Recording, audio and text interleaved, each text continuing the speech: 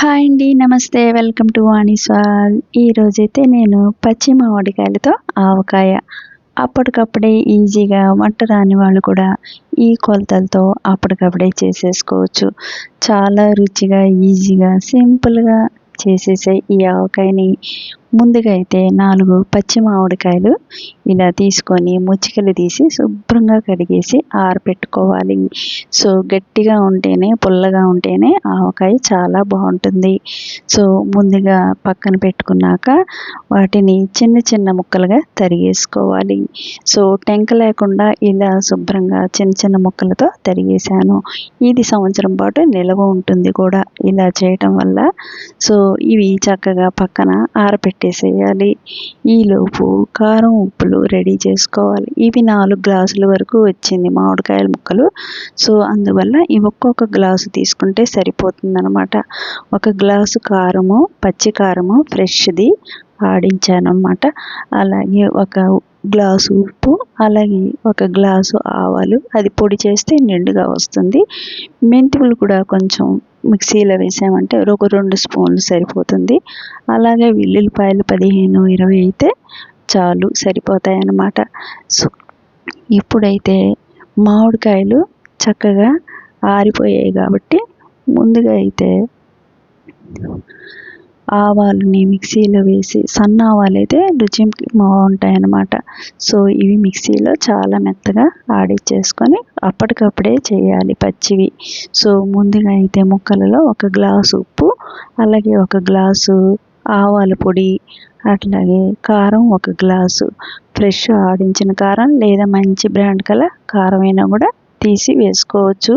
ఉప్పు కూడా సాల్ట్ ఉప్పు అయితే కూడా వేసుకోవచ్చు. సో, 2 స్పూన్లు పసుపు, అలాగే 2 స్పూన్లు మెంతి పొడి మిక్సీలో వేసినవి అన్నమాట. సో, అప్పటికప్పుడే ఫ్రెష్‌గా వేస్తే ఇలా పచ్చడి బాగుంటుంది, నిలవ కూడా ఉంటుందన్నమాట. ముందుగా మొత్తం బాగా పట్టించేయాలి. అట్లాగే వెల్లుల్లిపాయలు కూడా వేసేసుకోవాలి. ఇలా ముందుగా పట్టించేయటం వల్ల ఉప్పు కాస్త కరిగి ముక్కకి బాగా పడుతుంది. అప్పుడు వెంటనే పక్కన ఉంచిన పప్పు నూనె వేసేస్తున్నాను. అట్లాగే నువ్వుల నూనె అయినా కూడా వాడుకోవచ్చు.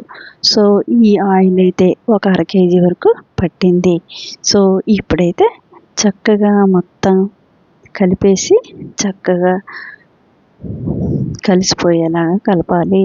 సో, ఈ ఆవకాయ మామిడికాయలో సి విటమిన్స్ అధికంగా ఉంటాయి కనుక అప్పుడప్పుడు పప్పులోకి, అలాగే చక్కగా నెయ్యి వేసుకొని ఊటతో తింటుంటే చాలా చాలా బాగుంటుంది.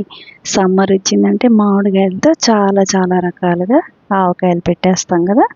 సో, ఇది కూడా సింపుల్గా ఇలా చేసేయచ్చు. వంట రాని వాళ్ళకి చాలా ఈజీగా కొంచెం చేసుకోవాలి అనుకునే వారికి ఈ కొలతలతో చేసేసుకోవచ్చు.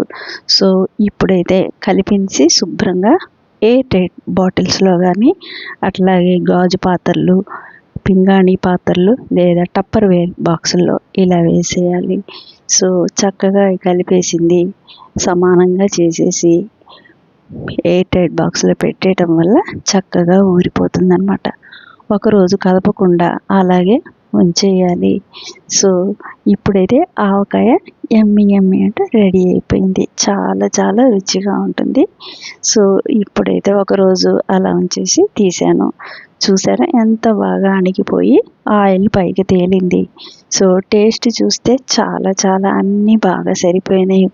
ఉప్పు కూడా మనం టేస్ట్ చేసేటప్పుడు ఉప్పుగా ఉండాలి. అప్పుడే అది ముక్కకు పట్టాక సమానంగా సరిపోతుంది. ఉప్పు చాలలేదంటే మళ్ళీ కూడా కలుపుకోవచ్చు.